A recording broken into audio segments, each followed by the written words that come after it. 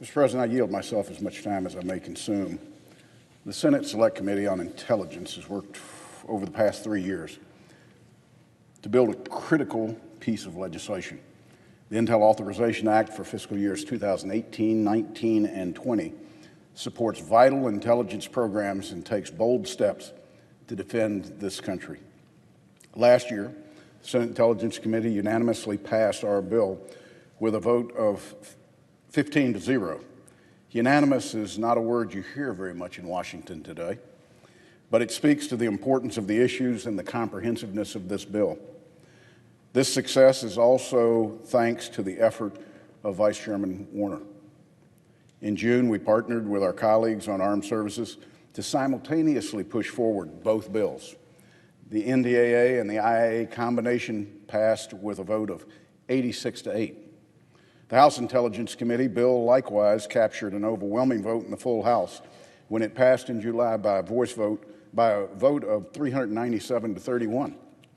After many months of work and negotiations, we have before us a bipartisan, comprehensive bill that improves our defenses today and will give the intelligence community the resources it needs to defend us in the years to come.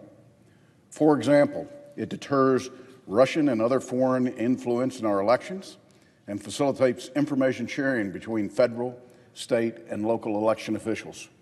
It protects the nation's supply chain from counterintelligence threats from countries such as Russia and China.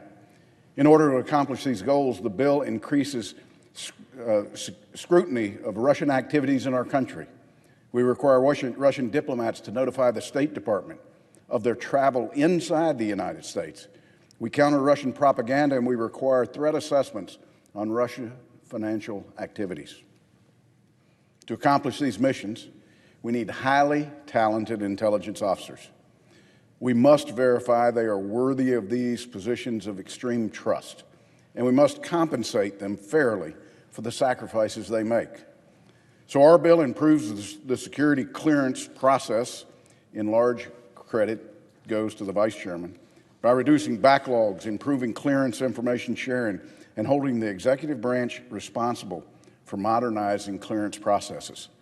Our bill supports the intelligence community personnel by enhancing pay scales for certain cybersecurity positions, increasing recruitment efforts, and creating a pathway to give new parents the time they need to support their growing families. We ask our nation's defenders to miss soccer games and family dinners. We can give them space and security to support new moms, new dads, and new babies.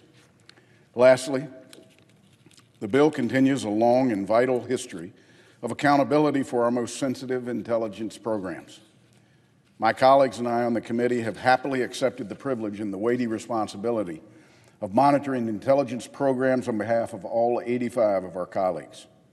We've done so with reasoned debate and bipartisan agreement.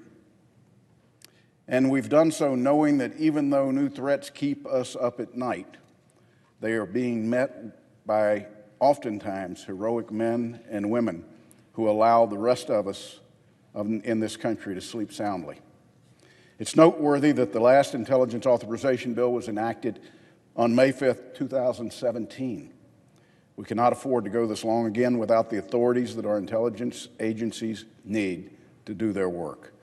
We must be credible, dependable, and yearly check on intelligence activities. One final note, the Intelligence Authorization Act for fiscal years 2018, 19, and 20 is named for two of our colleagues who we lost recently. Matthew Pollard and Damon Nelson worked for the Senate and House Intelligence Committees respectively. Their families lost them too soon, and we are poor for the loss of their friendship and their expertise. We're proud to pass this bill in their honor and look forward to its swift enactment. With that, Mr. President, I yield the floor.